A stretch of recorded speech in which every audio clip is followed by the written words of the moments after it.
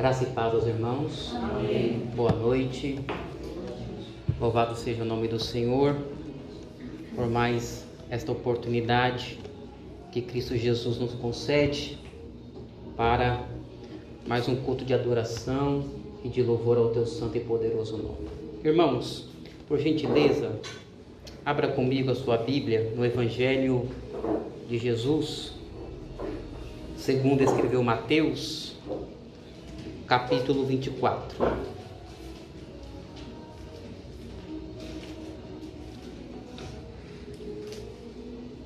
Nós daremos sequência a esta série de sermões expositivos no sermão escatológico de Jesus, e aonde a gente está no quarto sermão desta série. Nós leremos, irmão, do versículo 1 até o versículo 14. Porém, eu farei a exposição nesta noite apenas do versículo 4 até o versículo 7, porque no sermão passado eu já ministrei do versículo 1 até o versículo 3, e hoje eu ministrarei do versículo 4 até o versículo 7, mas nós leremos até o versículo 13, para que nós possamos estar situados aqui em todo o contexto desta profecia de Jesus. E logo depois dessa leitura, nós leremos também o versículo 34 e 35 do mesmo capítulo. Amém? Jesus saiu do templo e, enquanto caminhava, os seus discípulos se aproximaram para lhe mostrar as construções do templo. Ele, porém, lhes disse: vocês estão vendo todas essas coisas? Em verdade lhes digo que não ficará aqui pedra sobre pedra que não seja derrubada. Jesus estava sentado no Monte das Oliveiras quando os discípulos se aproximaram dele e, em particular, lhe pediram: diga-nos quando essas coisas vão acontecer e que sinal haverá da sua vinda e do fim dos tempos. E Jesus respondeu: tenham cuidado para que ninguém vos engane, porque muitos virão em meu nome dizendo: eu sou o Cristo, e enganarão a muitos. E vocês ouvirão falar de guerras e rumores de guerras. Fiquem atentos e não se assustem, porque é necessário que isso aconteça, mas ainda não é o fim.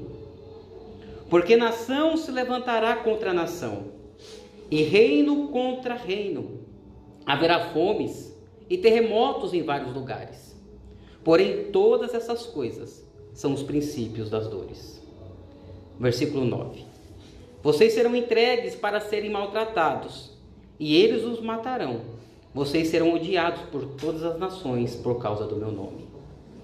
Nesse tempo, muitos hão de se escandalizar, trair e odiar uns aos outros. Muitos falsos profetas se levantarão e enganarão a muitos. E por se multiplicar a maldade, o amor se esfriará de quase todos.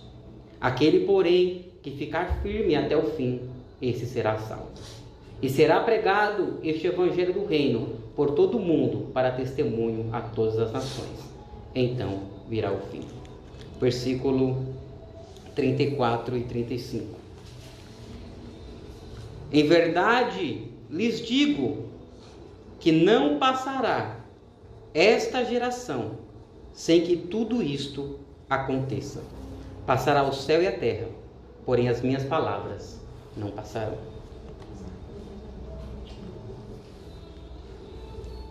Irmãos, o sermão escatológico de Jesus, ao qual nós lemos essa noite, ele é narrado nos 3 evangelhos sinóticos, que são o evangelho de Mateus, Marcos e Lucas. Apenas no evangelho de João nós não encontramos a narração do sermão escatológico. Pois, irmãos, Deus deu a João o livro do Apocalipse.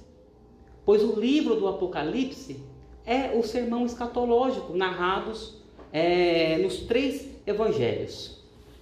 Porém, o livro de Apocalipse ele é carregado de muitos mais detalhes do que os sermões proféticos narrados nos evangelhos.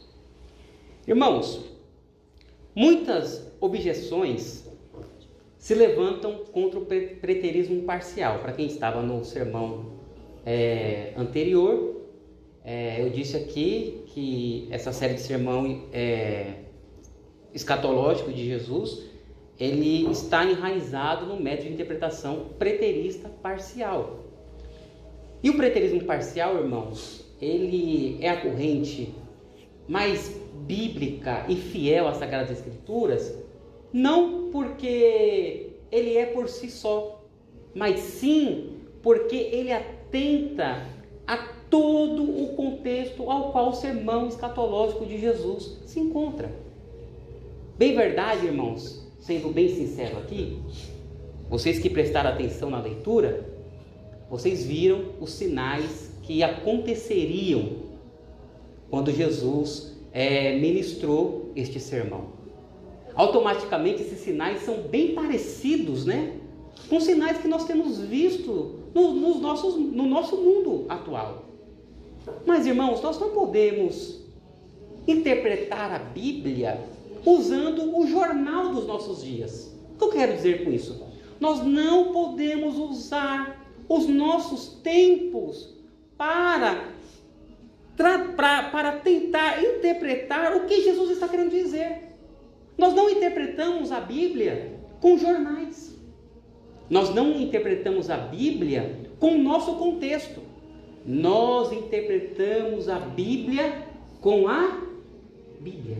A Bíblia interpreta a própria Bíblia. Pois aqui, nesse sermão que Jesus acabou de ministrar, nessa profecia, ele está trazendo sinais que ocorreriam antes da destruição do templo de Jerusalém. E eu fiz questão de ler com os irmãos o versículo 34, que Jesus diz logo depois de toda essa narrativa, que todas aquelas coisas aconteceriam naquela presente geração. Então, por isso, irmãos, nós aqui da Igreja Batista de Fé Reformada, nós adotamos este método, porque é o que a Bíblia está apresentando. Então, nós não estamos fazendo aqui uma escatologia de jornal. Nós não estamos ligando a televisão lá na Record, na Band, escutando o Datena, esses jornalistas sensacionalistas que a gente, quando assiste, a gente fica até assustado com as coisas que estão acontecendo. Por isso, quando nós assistimos esses jornais, nós pensamos que o mundo está muito mais pior do que nos tempos de Jesus. Você acha que o jornal está preocupado em anunciar que o Evangelho está crescendo de uma maneira poderosa na Ásia, na África? Que Deus está fazendo grandes milagres em outros países? Você acha que esses jornais, que muitas das vezes é usado pelo diabo para confundir a igreja de Deus e até mesmo desacreditar das promessas de Cristo Jesus, porque nós deixamos de ler as Escrituras e passamos a assistir os jornais, e agora o princípio daquilo que nós enxergamos para o futuro não é aquilo que a Bíblia nos narra, mas é aquilo que os jornais estão narrando a todo momento. Esta, irmãos, é a minha preocupação em ministrar essa série de sermão.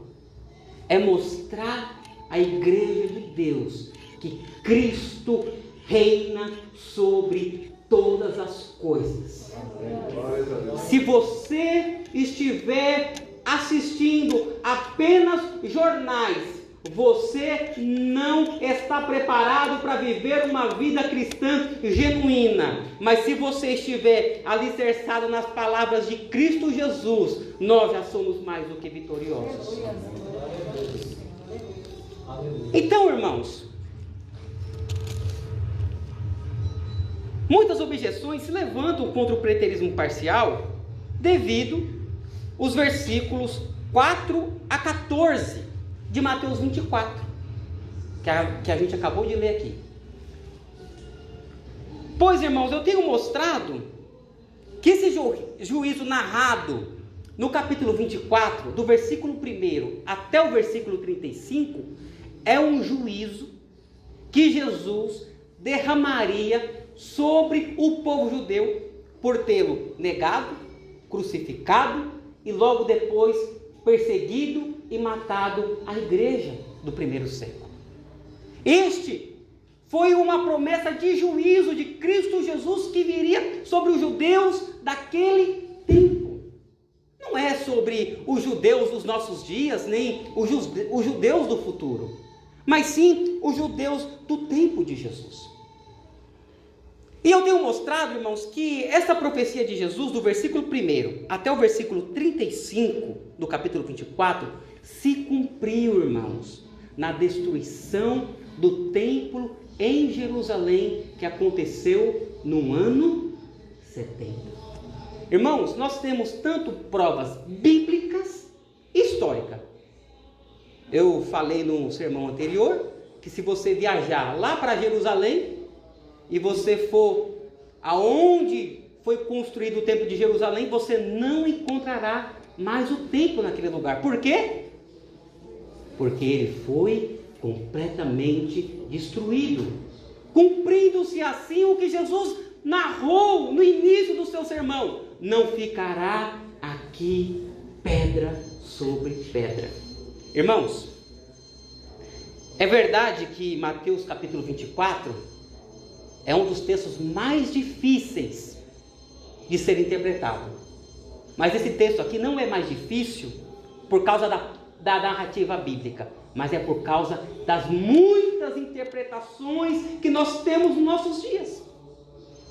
Por quê? Se nós lêssemos atentamente o que Jesus está narrando no capítulo 24, do versículo 1 até o versículo 35, nós, irmãos, claramente veremos que Jesus está narrando sobre a destruição de Jerusalém e do seu templo.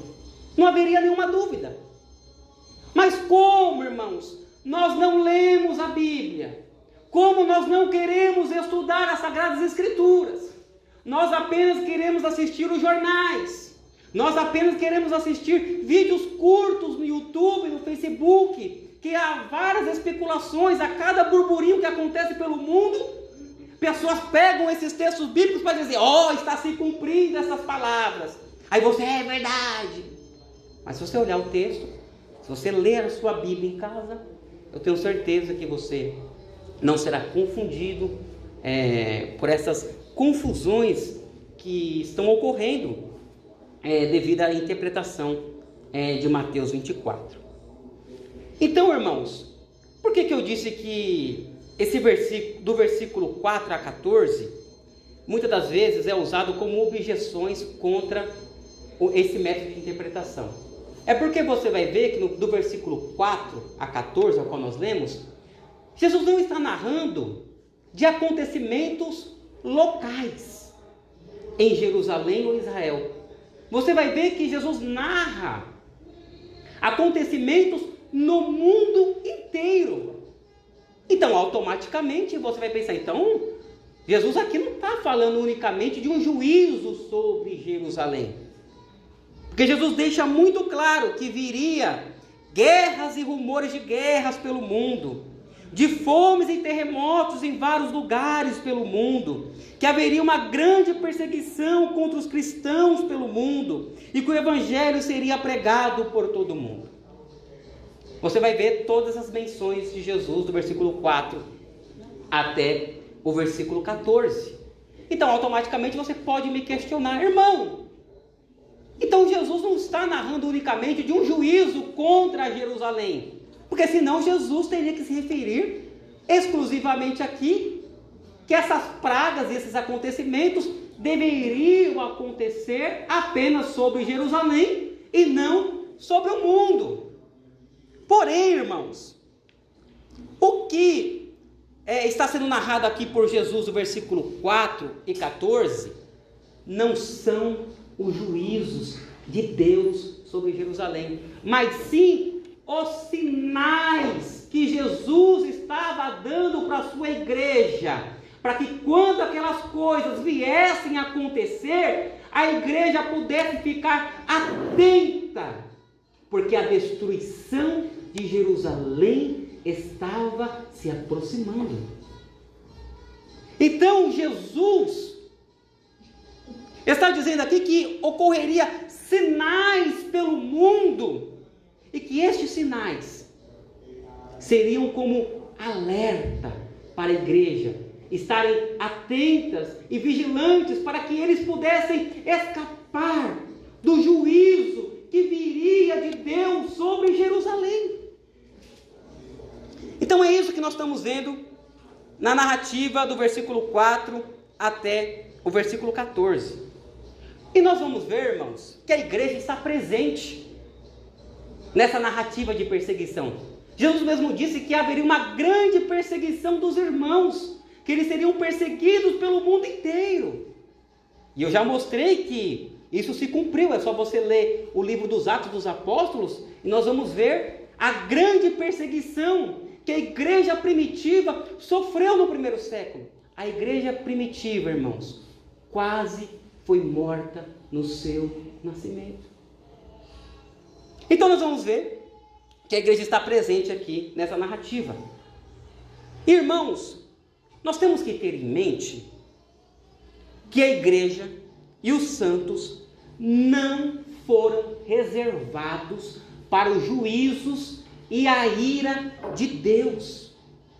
Irmãos, a igreja e os santos não foram reservados para os juízos e a ira de Deus. E nós vemos isso, irmãos, claramente. Como não se lembrar, irmãos, quando Deus julgou o mundo com o dilúvio lá em Gênesis? Vocês lembram do dilúvio? Que Deus puniu o mundo inteiro?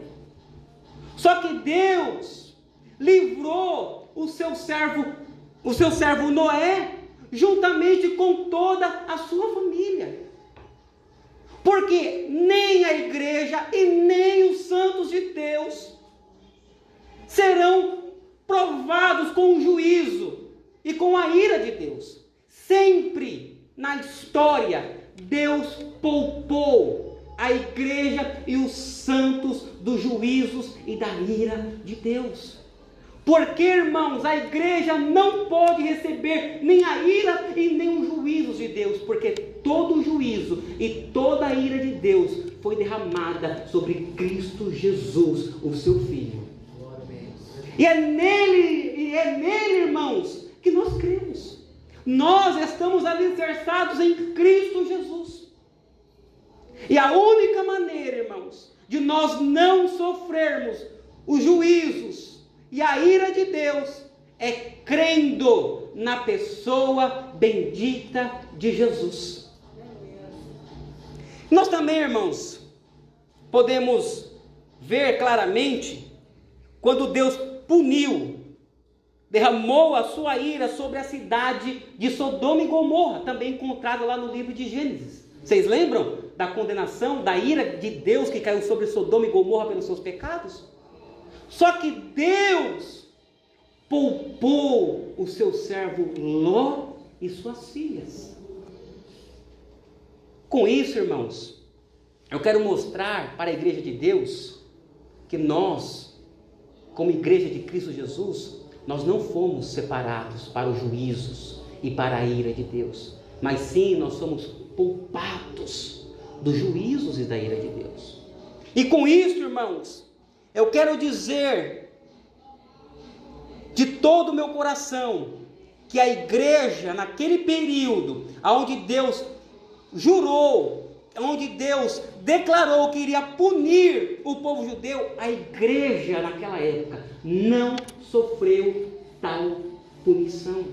A igreja não passou pela grande tribulação. A igreja foi poupada da grande tribulação conhecida por nós nos dias atuais. Quem nunca já ouviu vários debates teológicos, você vai ver lá, se liga, eu acho que na HIT TV, onde tem um programa, onde tem muito debate teológico, e lá você vai ver muitos teólogos que ficam brigando. Eu sou pré-tribulacionista, a igreja não passará pela tribulação. O outro vai dizer, não, eu sou pós, a igreja vai passar pela tribulação. Mas o que nós estamos vendo aqui é que que a grande tribulação já aconteceu na destruição de Jerusalém, e que também a igreja não passou por aquele juízo, porque Deus, Cristo Jesus, poupou a sua igreja daquele terrível dia. E assim, meus irmãos, será no dia do juízo final. Só serão poupados aqueles que estão alicerçados em Cristo Jesus. Assim, irmãos, Jesus dá as instruções de como seriam os dias que antecederiam a destruição de Jerusalém, para que a igreja fosse poupada deste terrível e grande dia. Pois os discípulos, irmãos, no versículo 3, acabaram de perguntar: quando Jerusalém será destruída? Vamos agora, irmãos, analisar a resposta de Jesus sobre a primeira pergunta dos discípulos. Vamos comigo para o verso 4 e 5. Versículo 4 e versículo 5. Os discípulos acabaram de perguntar: Jesus, quando acontecerá a destruição de Jerusalém? Olha que Jesus responde. Versículo 4 e 5. E Jesus respondeu.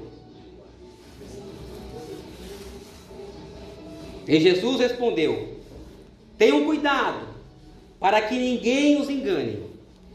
Porque muitos virão em meu nome, dizendo, eu sou Cristo, e enganarão a muitos. Apenas esses 2 versículos. Em toda a história da igreja, irmãos, existiram falsos profetas.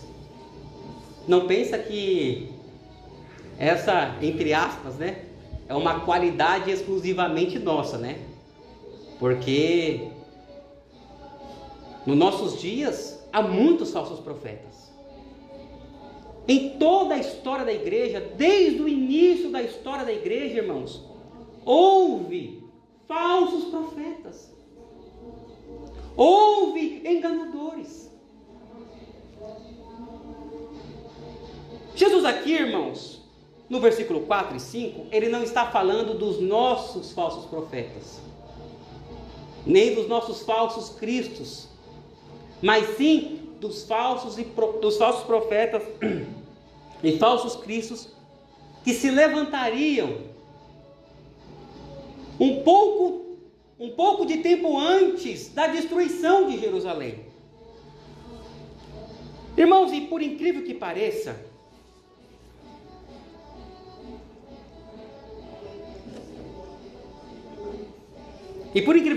irmãos, logo após da morte de Jesus, muitos falsos mestres e líderes religiosos se levantaram nos tempos dos apóstolos. Vocês sabiam, irmãos, que nunca teve tantos falsos profetas e falsos mestres como no tempo depois da morte de Jesus? Ou você acha que isto só acontece nos nossos dias? Não. Após a morte de Jesus, muitos falsos profetas se levantaram para tentar enganar o povo de Deus.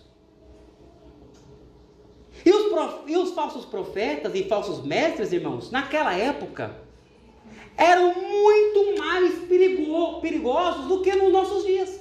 Sabe por quê? Porque a igreja primitiva, eles não tinham o Novo Testamento. Eles não tinham as Sagradas Escrituras, que nós temos hoje, o Novo Testamento. E se você for perceber, irmãos, que o Novo Testamento foi escrito pelos apóstolos para orientar a igreja desses falsos profetas. Se você for analisar o livro de Atos dos Apóstolos, você vai encontrar vários falsos profetas que se manifestaram naqueles dias. Como não se lembrar da carta de Paulo aos Tessalonicenses? Como não se lembrar da carta do apóstolo João à igreja na sua primeira e segunda carta e terceira epístola, ao qual ele orienta a igreja para fugir dos anticristos que se levantaram naquele período? Como não se deparar nas cartas de Pedro, quando Pedro orienta a igreja de Deus para fugir dos falsos mestres? O Novo Testamento, irmãos, foi dado para a igreja primitiva. E se você for ver na maioria das cartas escritas no Novo Testamento, você vai ver uma orientação para a igreja fugir dos falsos profetas e falsos mestres que se levantaram nos seus dias. Por isso, irmãos, os falsos profetas eram muito mais perigosos do que nos dias de hoje, porque eles não tinham as escrituras, eles não tinham a confissão de fé. Hoje, toda a igreja cristã reconhece que Cristo é Deus. Não reconhece que Cristo é Deus? Só que a igreja, no seu nascimento, ela sofreu na mão de um falso ensinamento chamado gnosticismo. O que eram os gnósticos? Eles negaram que Jesus veio em carne. Eles negaram a encarnação de Cristo Jesus. E isso, irmãos, é um ensinamento demoníaco. E era o que era anunciado dentro das igrejas naquela época, no século I, pelos falsos profetas, que Jesus não é Deus. Isso, irmãos, é um grande perigo para a igreja de Deus. E hoje, nós não temos pessoas dentro da igreja dizendo que Jesus não é Deus. Por quê? Porque nós temos a nossa confissão de fé. Nós estamos com as nossas sagradas escrituras em mãos. Hoje sim, se você for na internet, for em algum meio de notícia, vai encontrar alguma outra pessoa negando a divindade de Jesus. Mas você nunca vai ver esses ensinamentos dentro da igreja. Infelizmente, irmãos, ou felizmente, só é enganado quem quer. Porque muitas pessoas estão sendo enganadas por falsos profetas nos nossos dias, porque deixaram de ler a Bíblia, porque eles não leem as Sagradas Escrituras. Eles acham que apenas vir para a igreja é o suficiente para mantê-los fortes, preparados para combater com este mundo. Mas não, irmãos. Nós, como igreja de Cristo Jesus, nós precisamos de mais. Nós precisamos de deleitar sobre este livro sagrado e descansarmos nele. Pois o próprio Jesus vai dizer: bem-aventurado aquele que lê e ouve as palavras desta profecia. Não é só ouvir, é ler. Nós temos que ler. Nós temos que se preparar. Ainda mais quando nós estamos na linha de frente anunciando o Evangelho de Cristo Jesus. Nós precisamos estarmos preparados. Então, irmãos, nós vamos ver que já no primeiro século, após a morte de Cristo, se levantaram os tais cristãos judaizantes. Você vai ver Paulo combatendo essa falsa doutrina no livro de Gálatas. No livro de Gálatas, Paulo vai combater esse falso ensinamento nessa carta, porque a igreja estava sendo contaminada com esse falso ensinamento, porque só o sacrifício de Jesus não era o suficiente para esses falsos profetas. Eles estavam dizendo: não, vocês precisam guardar todos os costumes judaicos. Vocês precisam se circuncidar, vocês precisam de fazer isso, vocês precisam fazer aquilo. E com isso eles estavam minando a graça, o poder do Evangelho. Mas é quando o apóstolo Paulo se levanta e diz: igreja, nós estamos em Cristo Jesus, essas coisas já se passaram. Isso tudo é sombra daquilo que apontava para Cristo. E Cristo Jesus já se manifestou. E Cristo Jesus basta. Cristo Jesus basta. E você vai ver que logo depois dos judaizantes veio o gnosticismo, que negava que Jesus, ele era Deus, negava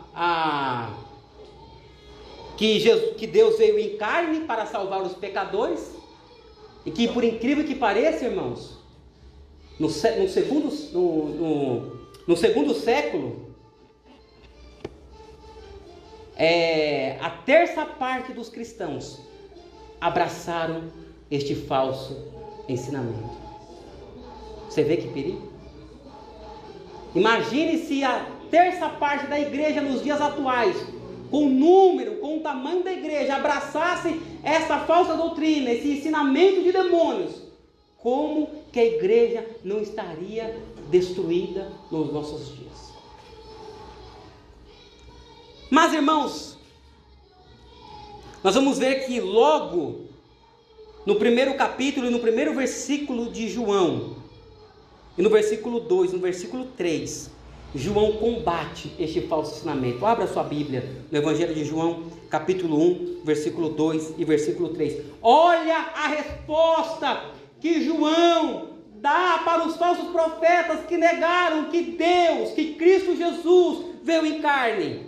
Olha o que nos diz o texto sagrado: no princípio era o Verbo, e o Verbo estava com Deus, e o Verbo era Deus. Ele estava no princípio com Deus, e todas as coisas foram feitas por Ele, e sem Ele nada do que foi feito se fez. Vocês veem aqui que no próprio Evangelho de João, João está combatendo esses falsos mestres, esses falsos profetas, nos dias que eles estavam vivendo. Olha, irmãos, que John Wesley, o grande pregador John Wesley, relata sobre aqueles dias dos apóstolos, e realmente nunca apareceram tantos impostores no mundo como alguns anos antes da destruição de Jerusalém. Charles Spurgeon, na mesma linha de raciocínio, vai dizer: um grande número de impostores apareceu antes da destruição de Jerusalém, divulgando que eram ungidos de Deus. Então nós vamos ver, irmãos, que antes de se cumprir o juízo de Deus, o juízo de Cristo Jesus sobre Jerusalém, esses sinais começaram a acontecer. E esses sinais começaram a acontecer no primeiro século, assim que Jesus morreu. Porque Jesus morreu mais ou menos no ano 33, e quase 40 anos depois, o templo foi completamente destruído. Vamos comigo, irmãos, agora para o versículo 6.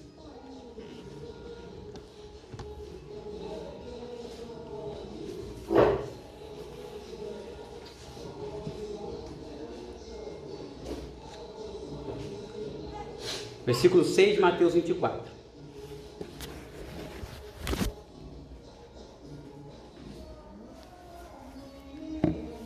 E vocês ouvirão falar de guerras e rumores de guerras. Fiquem atentos e não se assustem, porque é necessário que isso aconteça, mas ainda não é o fim. Irmãos,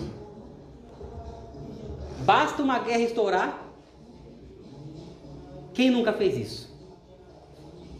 Você já corre logo para esse versículo que nós acabamos de ler e vai dizer assim: aqui, Está se cumprindo o que Jesus profetizou.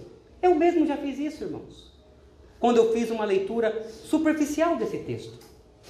É normal as pessoas fazerem esse tipo de interpretação quando só lê apenas um versículo, fora do seu contexto. Mas, irmãos, desde quando o mundo é mundo, há guerras. Sempre ocorreram guerras pelo mundo. Às vezes, irmãos, a gente pensa que somos a última bolacha do pacote, né? Porque a gente está vendo aqui a guerra na Ucrânia e na Rússia e a gente já fica, está se cumprindo. Mas a guerra da Ucrânia e a Rússia, até o momento, não é nada o que aconteceu na Primeira e na Segunda Guerra Mundial. Com toda certeza, os nossos irmãos em Cristo Jesus que viveram aqueles dias da Primeira e da Segunda Guerra Mundial, eles falaram assim, agora está se cumprindo. Porque o que aconteceu ali foi algo inimaginável na história da humanidade. Foi a coisa terrível. O mundo sofreu, o mundo inteiro sofreu. A igreja padeceu naqueles dias. Só que Jesus aqui, irmãos, ele não está falando de todas as guerras que ocorreram no mundo. Ele está falando da guerra que aconteceu, uma guerra que surgiria antes da destruição de Jerusalém. Por quê? Porque Jesus mesmo disse, se cumprirá tudo isso aqui que eu estou dizendo para vocês nesta geração. Então, irmãos, se nós analisarmos, sempre aconteceu guerras. E se nós olharmos friamente, não faz nem tanto sentido nós pegarmos esse texto e pensar que está se cumprindo. Porque sempre ocorreu guerras. Sempre. Em toda a história da humanidade ocorreu guerras. Porém, nos dias de Jesus, irmãos, não ocorria guerras, por incrível que pareça. Historicamente, irmãos, este período é chamado como o período da Pax Romana. Se você jogar no Google, quando você chegar na sua casa, o período da Pax Romana, que foi o período que Jesus e os apóstolos viveram, foi o período da paz mundial, porque o Império Romano dominava o mundo inteiro conhecido naquela época, e o Império não permitia que guerras acontecessem entre nações, porque Roma era tão poderosa, que ela tinha poder para dizer, vocês não podem fazer isso, e eles não faziam, porque se eles ousassem em desobedecer, tal povo ou tal nação seria completamente destruídos pelos romanos, porque eles eram incrivelmente poderosos. E no período que Jesus viveu e os apóstolos viveram, é este período, é o período da Pax Romana, que traduzido é paz romana. Era um período de grande paz no mundo daquela época. Agora imagine, irmãos, Jesus acaba de dizer, e vocês ouvirão de guerras e rumores de guerras. Os discípulos falaram assim, não é possível, Jesus. Não é possível. Roma manda no mundo inteiro, e há um suposto decreto de paz mundial. Qualquer povo e qualquer nação que se levantar para guerrear, tal nação será destruída. Você está vendo que essas palavras de Jesus faz todo sentido para os discípulos que ouviam tal mensagem? Não é possível, mestre. Como assim guerras e rumores de guerra? O mundo hoje vive em paz. Não tem guerras. Não tem conflitos entre nações e nações. Qual foi esse período que a gente já viu? Não há. Mas no tempo de Jesus, houve este período. E por incrível que pareça, irmãos, logo depois da morte de Cristo Jesus, começou a se espalhar pelo mundo da época guerras em todos os lugares. Imperadores romanos eram mortos. Motins eram feitos aqui e acolá. Logo depois que Jesus morreu, este mundo se tornou caótico naquele período. A todo momento, o mundo naquela época escutava de rumores de guerra. A lá Roma está se levantando contra a Grã-Bretanha. A lá tal povo está se levantando contra tal povo. A lá Roma destruindo tal nação. O mundo ficou em pé de guerra. Assim se cumprindo a profecia de Jesus. E vocês ouvirão falar de guerras e rumores de guerras. Veja, irmãos, no versículo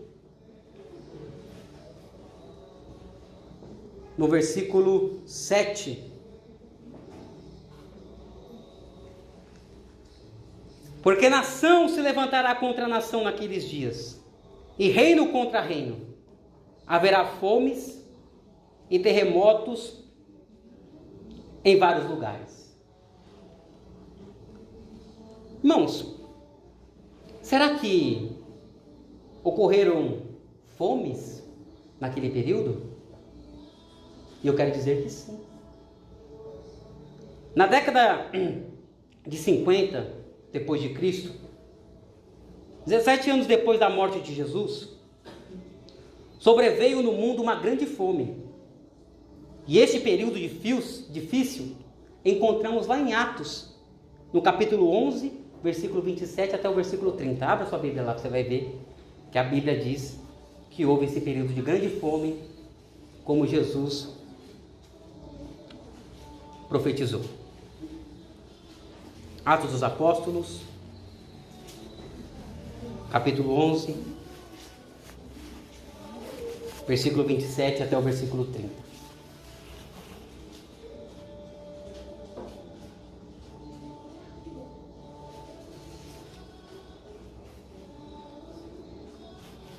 Naqueles dias, alguns profetas foram de Jerusalém para Antioquia.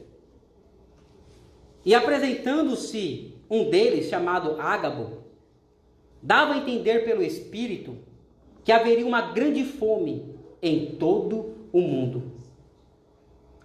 Essa fome veio nos dias do imperador Cláudio. Versículo 29 do capítulo 11. Os discípulos, cada um conforme as suas posses, resolveram mandar uma ajuda aos irmãos que moravam na Judéia. E eles fizeram, enviando essa ajuda aos presbíteros por meio de Barnabé e Saulo.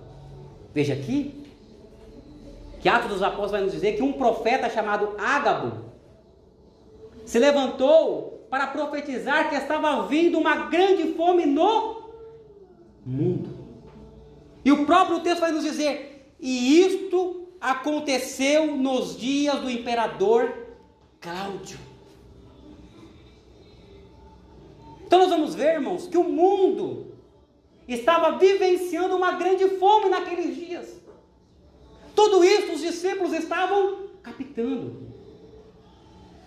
Eles estavam ligados nas orientações de Jesus e na profecia de Jesus. Eles sabiam, a qualquer momento, Jerusalém será destruída. Por isso que você vai ver em alguns versículos Jesus dizendo: calma, que ainda não é o fim. É o fim de Jerusalém. Não é o fim do mundo. Porque Jesus está falando aqui do fim de Jerusalém. O historiador Joséfo, irmãos, é um judeu que viveu naquela época, ele passou por este período. Ele vai narrar o que aconteceu naqueles dias. Olha o que ele vai dizer. Uma grande fome os oprimiu naquele tempo, e muitas pessoas morreram por carecerem do necessário.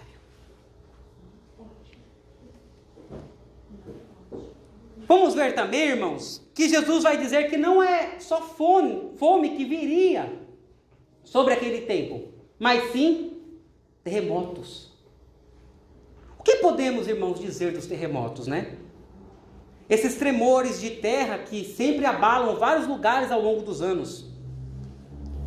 Se nós formos olhar a história da humanidade, no ano de 1755, cerca de 60 mil pessoas morreram devido a um terremoto que aconteceu na cidade de Lisboa.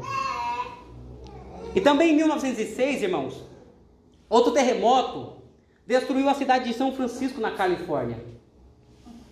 E no ano de 1920, a China foi sacudida por um terremoto. Porém, aqui, irmãos, Jesus não está falando de todos os terremotos na história da humanidade. Aqui Jesus está se referindo sobre um sinal que aconteceria antes da destruição de Jerusalém. E isso, irmãos, aconteceu naqueles dias? Obviamente que sim. Com toda certeza que sim. O historiador Flávio José, como eu acabei de citar aqui, é um historiador judeu, que ele viveu naqueles dias. Se você quiser ter em mãos este material, nós temos ele traduzido na língua portuguesa. Ele é traduzido pela Assembleia de Deus, por incrível que pareça, pela CPAD, chamado A História dos Hebreus. E esse historiador, Flávio José, ele viveu naquele período, e ele descreve com muitos detalhes o que aconteceu no período da destruição de Jerusalém. Por isso que nesse sermão, irmãos, eu vou citar bastante, nessa série, melhor dizendo, né? Bastante os textos de Flávio José, porque ele narra o que aconteceu naquele período. Porque se já aconteceu essa profecia, nós temos que comprovar biblicamente e historicamente. Porque a Bíblia também é um livro histórico. Você quer conhecer sobre a história? Leia a Bíblia. A Bíblia é um livro histórico. Ela traz relatos históricos da humanidade. Então, olha o que Flávio José vai dizer. Ele disse que em Jerusalém, no 7º ano do reinado de Herodes, aconteceu o maior terremoto que já teve notícia até ali. A maior parte do gado morreu naquele terremoto. E cerca de 10 mil homens foram esmagados sob as ruínas das suas casas. O historiador Tácito, agora este é um historiador romano, ele vai descrever que naquele período ocorreu um grande terremoto em Roma, em Creta, Frígia, Apameia, Pompeia, Laodiceia. Também ocorreu abalos sísmicos na Síria, na Macedônia, Acácia e a Ásia. Agora veja esse relato aqui de C.J. Ellicott. Olha o que ele disse. Talvez nenhum outro período da história mundial tenha sido tão marcados por essas convulsões entre a crucificação de Jesus e a destruição de Jerusalém no ano 70. Olha o que é narrado aqui. Nunca ocorreu tantos terremotos na história mundial como no período após a crucificação de Jesus, que aconteceu no ano 33, e até o ano 70, onde ocorreu a destruição de Jerusalém. Grandes terremotos pelo mundo inteiro. Então nós estamos vendo, irmãos, que a profecia de Jesus se cumpriu cabalmente.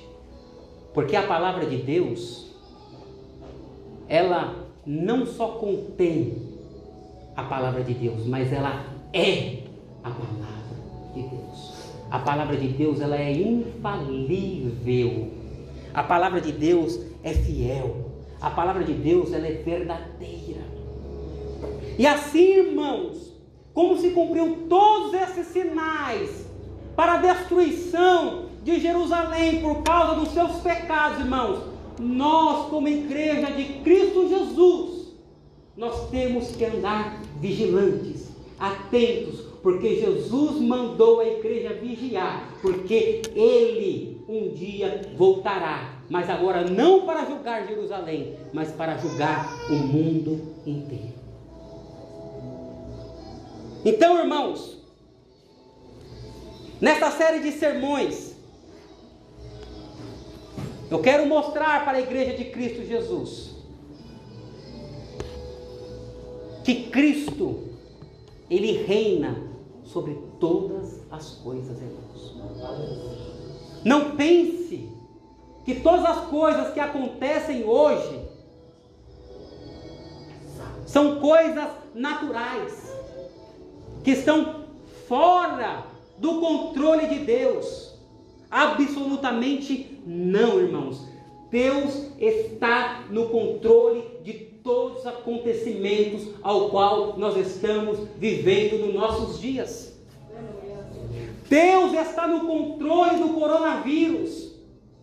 Deus está no controle na guerra que está ocorrendo entre a Ucrânia e entre a Rússia. Deus está no controle de todas as coisas. Nada passa do controle de Deus. E nós vemos isso, irmãos, biblicamente e historicamente. Deus, Ele reina e está no controle de tudo. E é por isso que nós devemos nos comportar uns aos outros. É por isso que nós devemos andar confiantes e não nos desanimar com as coisas que estão acontecendo, mas muito pelo contrário, nós temos que nos levantarmos no poder do Espírito Santo de Deus para querermos impactar este mundo, para entregar o reino para Cristo Jesus, porque é Ele que reina. E se você for ler 1 Coríntios capítulo 15, Cristo Jesus vai nos dizer que Ele reina e todos os inimigos cairão por escabelo dos seus pés. Então, irmãos, não pense você que Deus não está no controle do coronavírus. Não pense você que Deus não está no controle na guerra que está acontecendo na Ucrânia e da Rússia.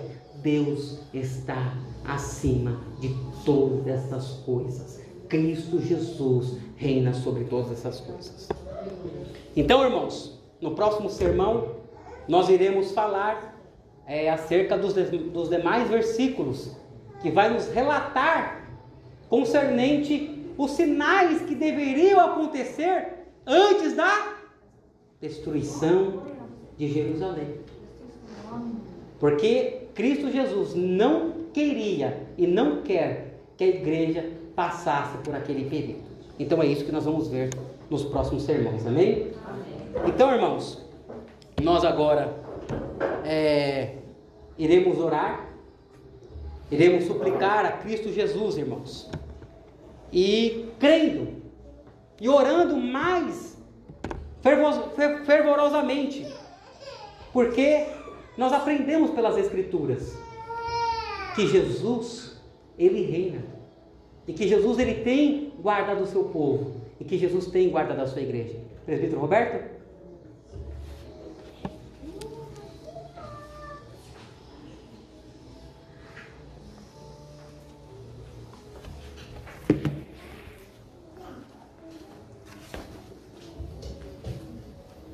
Vamos fazer nosso momento de oração agora, irmãos. Essa mensagem que o presbítero Felipe nos trouxe